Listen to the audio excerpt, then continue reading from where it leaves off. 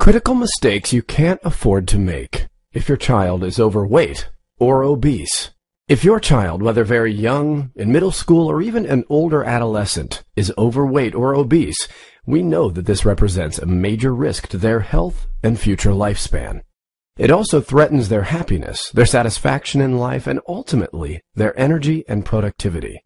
Studies show that children who are overweight or obese struggle, often throughout their entire lives, with the following issues: low self-esteem, picked last to participate in sports or games, greatly increased risk of type 2 diabetes, a shorter lifespan, greater risk of heart disease, missed opportunities for fulfillment, not asked to play by others, unfair judgments by society, fewer opportunities to participate in enjoyable activities, greater likelihood of becoming disabled earlier in life, dramatically increased likelihood of lifelong obesity and disappointment, rejection based upon weight and appearance, even if it's not fair.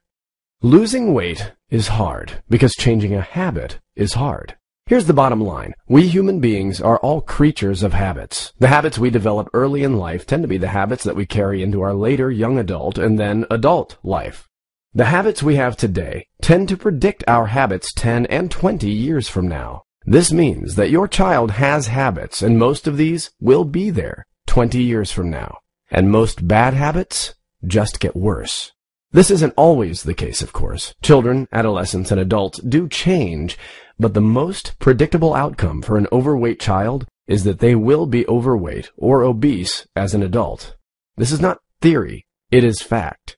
As we see in study after study, once we put on weight early in life, for many children and adolescents, it is a lifelong struggle filled with failed attempts to lose weight. This is both frustrating and unfair. The mistakes that lead to your child living this sort of life are mistakes that you can correct now. Listen to this carefully if your child is overweight, as this information can jumpstart changes in your parenting strategy today. Mistake 1. Pretending that early signs of excess weight will go away on its own. This is perhaps the biggest mistake we make. We see that our kindergartner or first grader is a bit pudgy or a tad overweight, and we think they'll just grow out of it. Maybe the pediatrician makes a comment, and we just discard it because it's not a big deal in our minds. Statistics show that most children simply do not grow out of it, while some do and become actively involved in aerobic sports and completely change their life habits.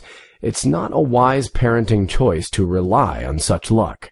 It is essential to understand that the bad habits that produce an overweight child are the same bad habits that produce an obese teenager, and these are the same bad habits that produce a lifetime of obesity. Remedy 1. We must stop ignoring the problem and pretending it will get better without changing something. The first step is the most important step, and that is to see that our children are getting harmed on our watch. Once we acknowledge that there's a problem, we can begin to do something about it. Mistake 2. Trying to convince your child or adolescent to eat better. Once we've identified that there's a problem, we often start harping on our son or daughter to stop snacking so much, to eat more vegetables, and to get off the couch. But if we're not careful, this can become a parade of constant reminders and nagging and prodding to try to get them to change their behavior patterns. As you probably notice, this will not work. In a way, it seems like it should work if we are there reminding them to make better choices. The problem is that food habits are very powerful, and they're fundamentally addictive to our physiology. In other words, we get addicted to our food preferences. We like them, and reminders and nagging won't get us to change. After all, if it was that simple to change our eating habits, we would not see the weight loss industry making billions and billions of dollars yearly telling people how to lose weight. The bottom line here is that nagging or reminding your child or trying to convince them to change their habits will not work. Remedy 2.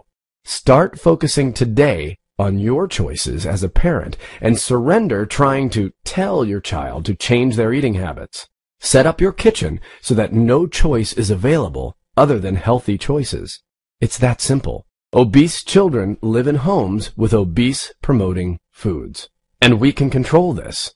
While history demonstrates that it's very difficult, if not impossible, to tell our children to eat well when there are 5 bags of chips in the pantry, The bottom line is that we have to shift our focus from trying to control our children's choices to controlling our choices. We have power over this. We have the ability to change this. We can make a difference just by changing what is in our home, how we structure meals, and what's available to our children to eat. This is where we have to start. If you'd like to get more parenting tips and get the inside scoop on how small changes in your parenting can help your children, then visit me at www.terrificparenting.com. That's www.terrificparenting.com. Or you can explore my YouTube channel by simply clicking on the subscribe button above my YouTube videos. Remember, the right parenting tools make all the difference. Come check us out.